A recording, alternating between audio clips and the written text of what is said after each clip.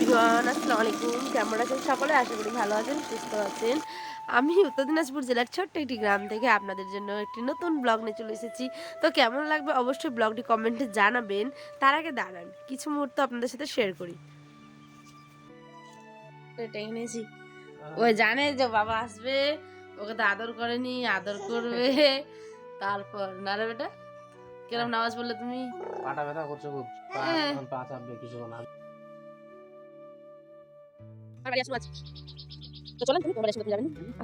আসসালামু আলাইকুম, কেমন আছেন সকলে? আশা করি ভালো আছেন, সুস্থ আছেন। আলহামদুলিল্লাহ আমরাও সকলে ভালো আছি। তো আজ প্রথম রোজার দিন, তাই না? কেমন কাটছে রোজা অবশ্যই কিন্তু কমেন্ট করে জানাবেন।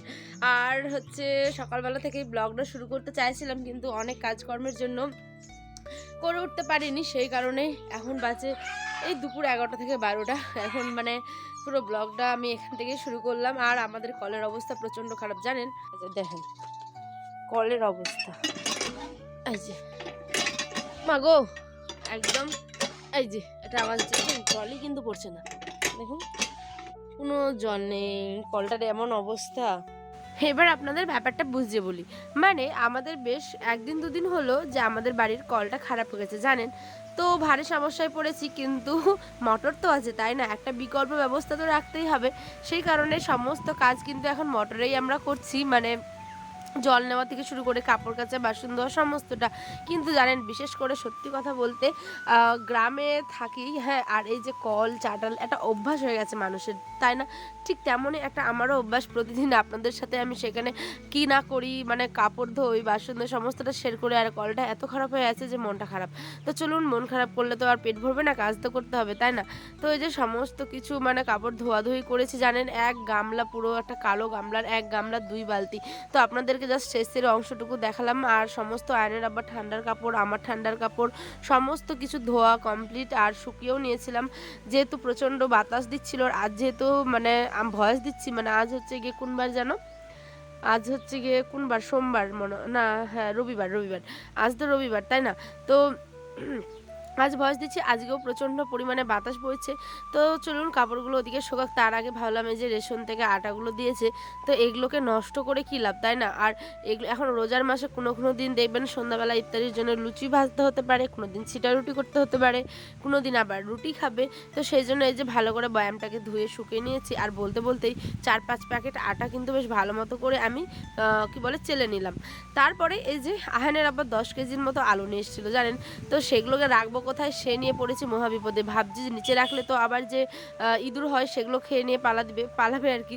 তো ওই জন্য বস্তাটাতে এরমভাবে রেখে দিলাম। তারপরে এই যে রোজার দিন আর কি করব, কাজ না থাকলে যা হয়, এই যে এই সমস্ত কিছুই করছি।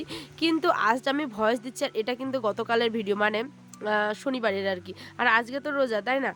তো চলুন, ওই জন্য রান্নাবাড়ি তো করতেই হবে। তার আগে দাঁড়ান ঘরটাকে ভালো মতো করে ঝাড় দিয়ে। আর এই যে রান্না করেছিলাম আলু সেদ্ধ আর টমেটোর ঝোল, জাস্ট, আর কিছু না। দেখেছেন সোফাটাতে একটা সোফা ভর্তি কাপড় চোপড়, সমস্ত কিছু কাচলে আরেকটা ঝামেলা, আর গুছোতে গেলে আর এক ঝামেলা, জানেন? তো চলুন, কি আর করা যাবে। এই যে আয়নার আবার পাঞ্জাবি টাঞ্জাবি সমস্ত কিছু ধুয়ে দিয়েছিলাম, যেহেতু ওই আজকে তারাবি আমাদের প্রথম, তো ও তো পড়তে যাবে, সেই কারণে। আর কলটা দেখুন দাদা কতক্ষণ ধরে চেষ্টা করছে। পানি আনতো। পানি আনি, পানি উঠবে দেখো।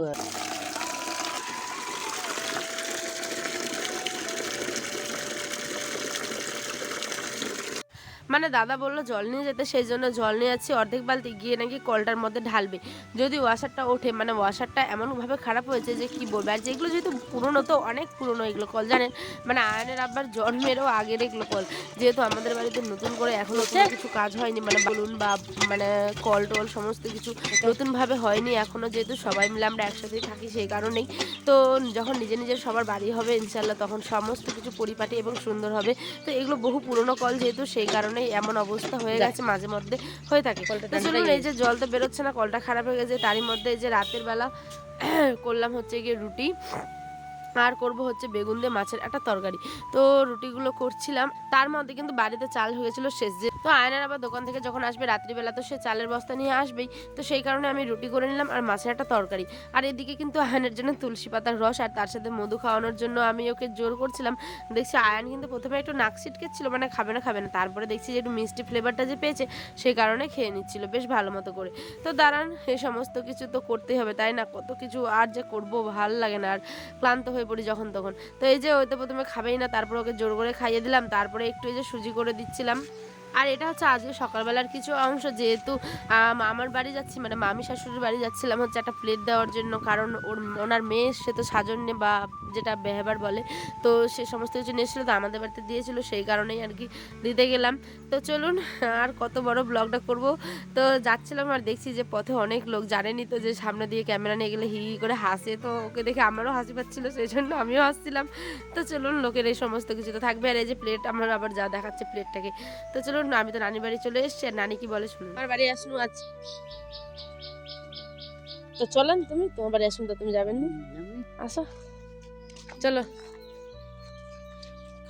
তারপরে দেখি মামি এগুলো কি চাকা চাকার মতো গোল গোল দিয়েছে, জানি না এগুলো কি হবে, নাকি যখন আঁকা বসানো হয় তখন নাকি এই সমস্ত কিছু বসিয়ে দিবে আঁকাটার উপরে।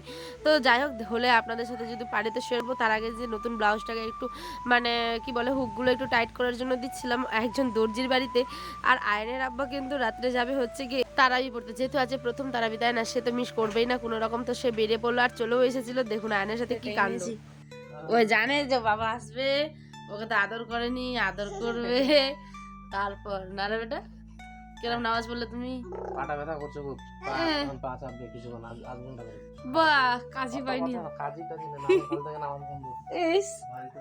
বাহ, প্রথম দিন গেলে ওই জন্য দেখে বুঝেছো, পা চাপতে কাজ নাই। লাইটিং গুলো তো দিতে হবে না, ফালতু। ভালো হচ্ছে কম। দেখি বেটা, মুখটা দেখি। ইয়ে, ওই তখন থেকে জেগেছে দেখি। এবারে একটা তারাবির, ওইবারে তারাবির ছবিটা আছে, তখন ছোট্ট ছিল। এবার একটা ওইখানে দাঁড়াও, আবার দাঁড়াও তো, তুলে দিই। ওইবার তারাবিতে ছোট্ট ছিল, এবার একটু আয়ন বড় হয়ে গেছে। না রে বেটা, না, এদিকে ঘুরো, আব্বা এদিকে ঘুরো। ইয়ে, দাঁতগুলো আবার ফোকলা ছিল, এবার হয়ে যাবে। বেশ, দাঁড়াও না হয়েছে, দাঁড়াও তা, এদিকে আয়ান, আমার দিকে তাকাও, মা আমার দিকে তাকাও, তুমি আমার দিকে তাকাও। আয়ান, এই যে তো পাখি, এদিকে, এখানে এখানে। আয়ান, এই যে এদিকে দেখ। আয়ান দেখছেই না এদিকে।